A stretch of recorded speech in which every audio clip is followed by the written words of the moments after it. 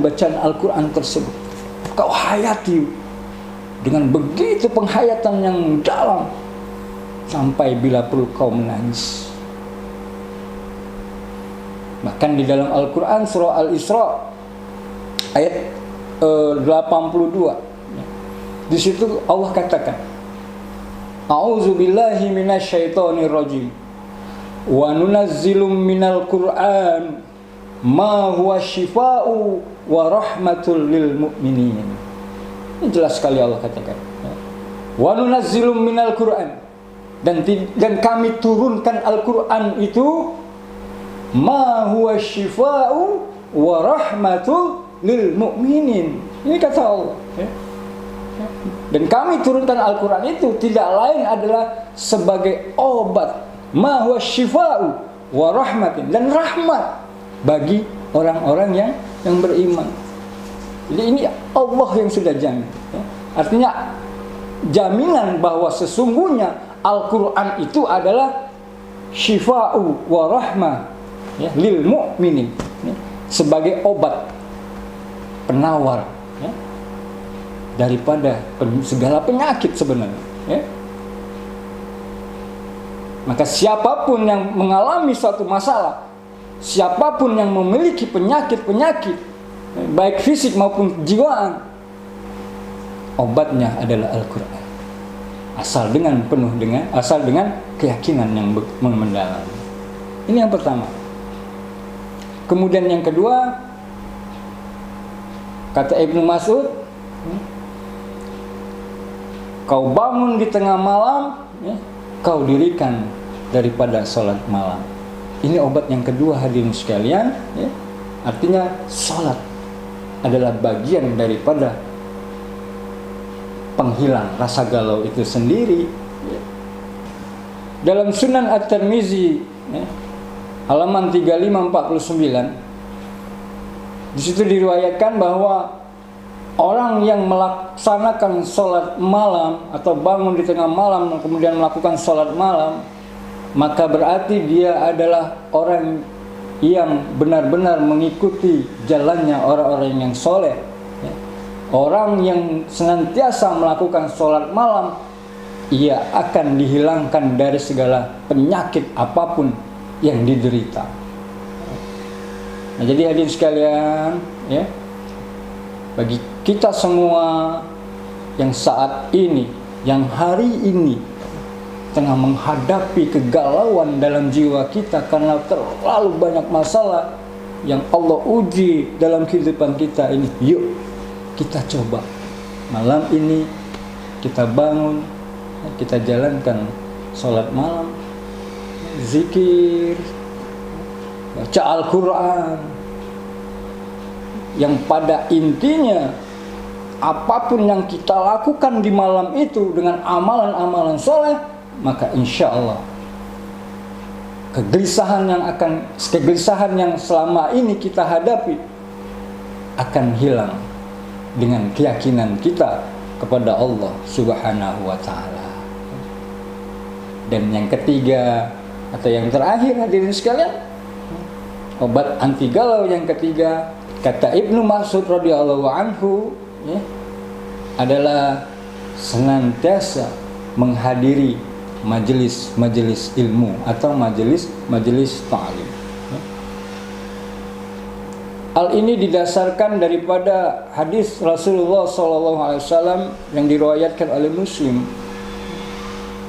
Rasulullah SAW bersabda bahwa tidaklah suatu kaum itu berkumpul di rumah Allah, artinya di masjid, di musola, ya, lalu mereka membacakan Alkitab, kemudian saling memberikan ilmu, melainkan akan turun kepada mereka itu sakinah, ketenangan jiwa,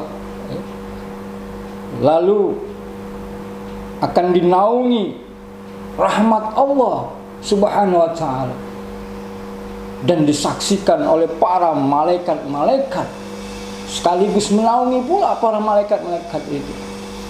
Kemudian akan dipuji oleh Allah Subhanahu wa taala. Ya, mereka-mereka yang hadir di majelis ilmu ini, ya, pujian-pujian ini disampaikan kepada makhluk-makhluk yang lain.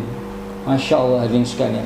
Inilah keutamaan, ya, keutamaan ketika kita selaku seorang muslim, ya, sering-sering mengikuti majelis-majelis ilmu. Ya, yang pertama akan mendapatkan sakinah, ya, ketenangan jiwa.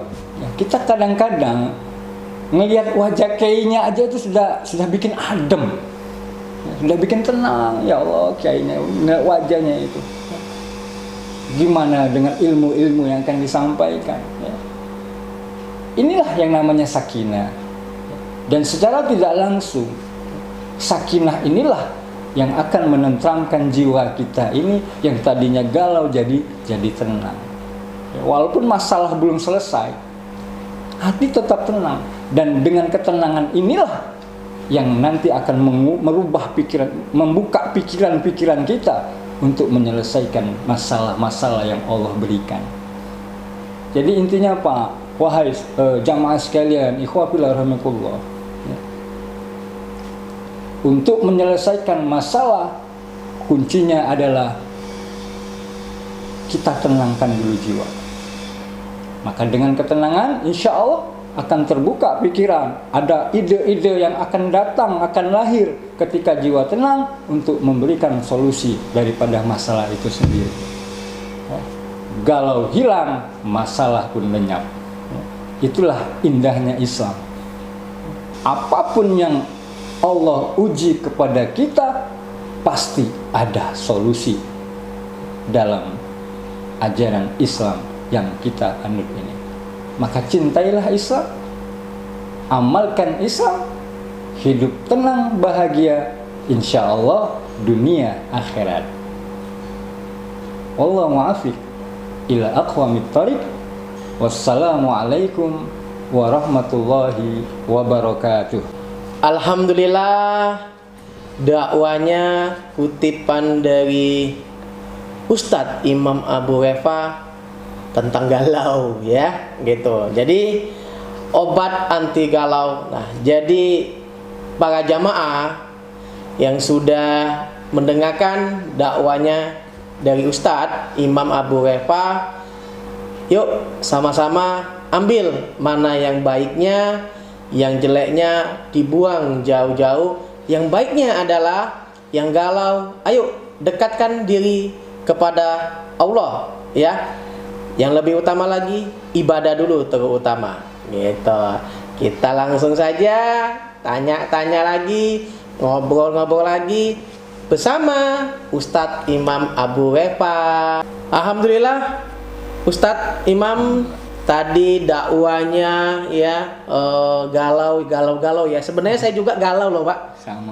Galau, Pak, gitu ya. Galau, saya juga ada masalah, tapi semenjak dari dekat dengan Ustadz, kita banyak cerita juga. Ternyata kalau kita dekat kepada Allah, apalagi kita beribadah, alhamdulillah dari kegalauan itu ada solusinya, ya. Kita tenang, gitu Ustadz. Saya juga galau, Pak. Galau apa, Pak? Belum ngopi. Oh iya, kita ngopi dulu, Pak. Lanjut, Pak, kita ngopi dulu, ya. Aduh. Ngopi yuk. Bismillahirrahmanirrahim. Ngopi yuk.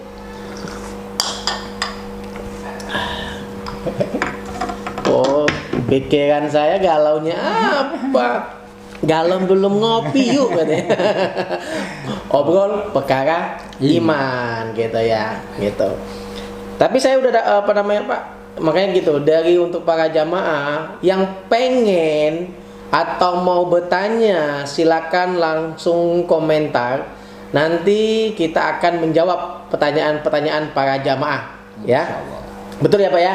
Jadi kalau ada para jamaah mau bertanya, Ustadz Imam siap ya, Insya Allah, gitu, siap. untuk para jamaah, Pak, gitu ya. Jangan nanti ada para jamaah bertanya Bapak ngilang, Pak Ustadz ngilang, bercanda ya. Ya, alhamdulillah dakwanya sangat menyentuh hati juga, ya. Intinya itu berarti setiap ada tema ini selalu menyentuh di hati, ya. Karena merasa itu pasti ada kejadian dalam diri kita. Mungkin para jamaah juga sama, ya, gitu. Ustadz, seperti yang akan saya bertanya seperti biasa. Langsung Ustadz. Ya, oke. Ya gini, Ustadz. Ya. Saya sih gini. Kalau kita galau nih. Saya ini galau, Pak, sebenarnya. Galau. Tapi saya ini sedang anggaplah kita bertengkar sama istri nih, gitu. Berumah tangga lah. Gitu.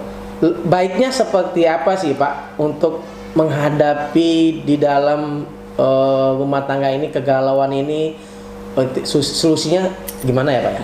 Secara hukum agama lah gitu. Ketika bertengkar. Iya. Kita bertengkar, ya. Jadi sebenarnya banyak sekali ya cara mengatasi galau ini ya. Ini sebagian yang kita sampaikan tadi itu hanya sebagian.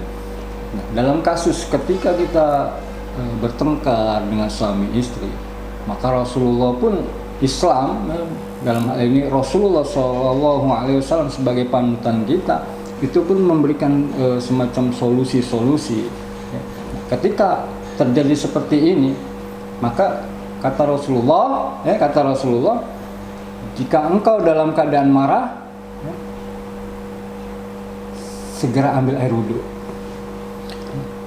Jadi kalau anggaplah kita bertengkar dari udah ada ajarannya, berarti kita ambil air wudhu. Nah, kenapa kita ambil air wudhu, Pak? Ya. Air wudhu, karena air itu kan sifatnya meneduhkan, Pak. Kita ambil simbol daripada air itu kan, bahwa air itu menyejukkan, air itu meneduhkan. Makanya Rasulullah SAW mengajarkan ketika kita dalam amarah, dalam emosi yang memuncak, maka Rasulullah mengatakan ambillah air wudhu. Insya Allah dengan wudhu akan menenangkan jiwa, sesuai dengan daripada karakter air itu sendiri. Nah, ini yang langkah yang pertama yang harus kita lakukan ketika kita dalam pertengkaran ya, baik sama istri maupun sama siapapun ya, dengan saudara kita, dengan orang lain. Maka ketika terjadi itu, maka bersegeralah kita untuk berwudu. Ya, ini yang diajarkan oleh Rasulullah SAW. Ya.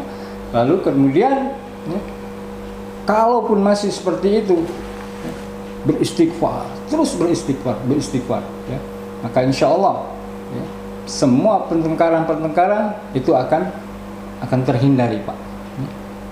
Ya ini pun harus dilakukan dua pihak ya, sebenarnya harusnya dilakukan dua pihak, baik suami maupun istri dalam hal ini ya, yang seperti yang ditanyakan oleh Bang Jos ini tadi. Ya.